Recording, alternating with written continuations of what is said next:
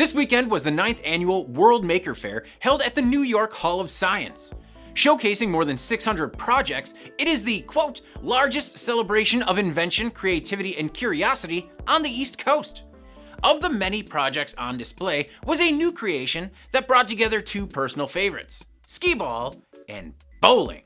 Andrew Bushko, who goes by the handle Kelvin the Destroyer on YouTube, is a member of the Akron Makerspace and the head of the Akron, Ohio-based Dungeon Studios, a firm that, according to its Hotbad website, not only offers prototyping services, but also produces movies. They call it The Dungeon because all the gear is in the basement. Ski bowling is a 20-foot long, 8-foot high game that trades the traditional 3 1/8 inch skee ball for a 10-pound bowling ball. The game has an Arduino-powered scoring system, and Bushko sourced the rubber targets from industrial conveyor belts. The targets are also lined with carpeting to absorb the impact, and the entire game took 15 sheets of plywood to complete.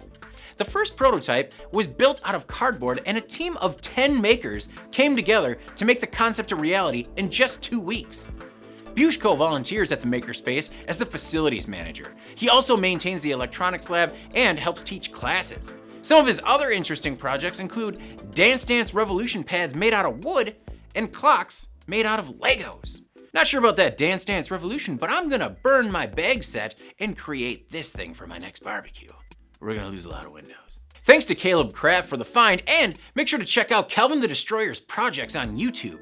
They are weird. I'm David Manti. This is IEN Now.